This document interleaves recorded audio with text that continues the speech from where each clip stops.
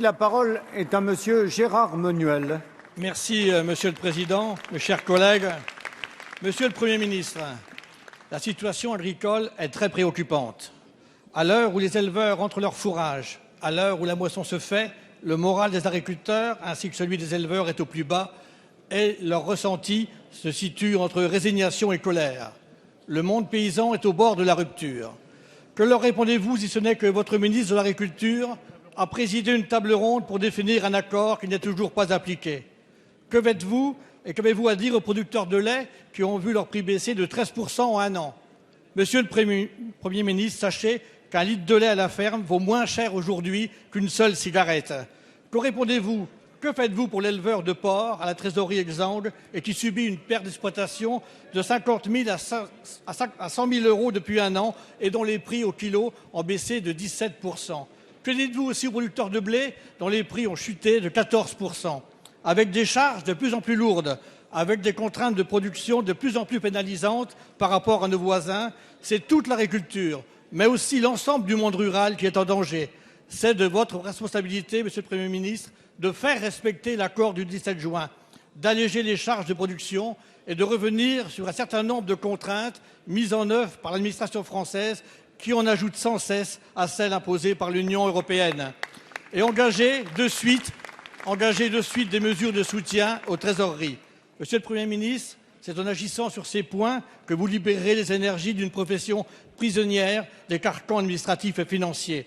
Je vous le redis, la situation est très grave. Nombreux agriculteurs et éleveurs sont dans le rouge et sont en situation de détresse. Quand allez-vous agir? Merci. La parole est à Monsieur Jean-Marie Le Guen, ministre chargé des Relations avec le Parlement. Merci, Monsieur le Président.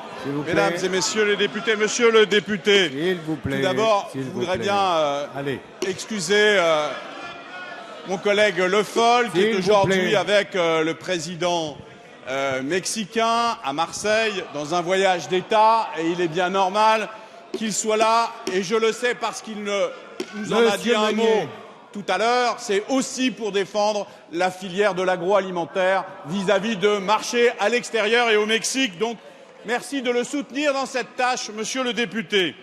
Vous l'avez dit, la crise aujourd'hui touche certains secteurs de l'élevage.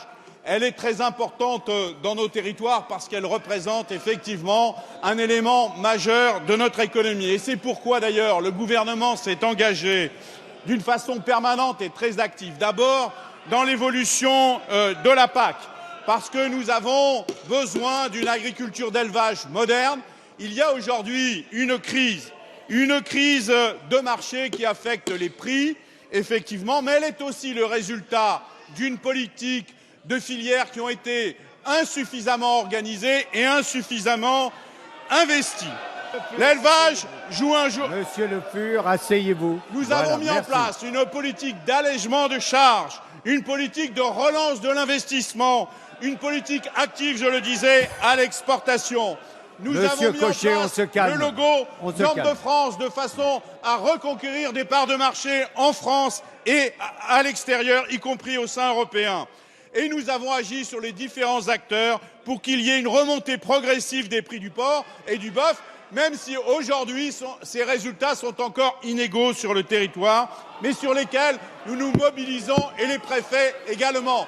Monsieur le député, vous auriez pu signaler dans votre question les responsabilités de la loi LME qui a donné le pouvoir à la grande distribution et qui a fait que notre élevage se trouve aujourd'hui dans la situation que vous prétendez dénoncer.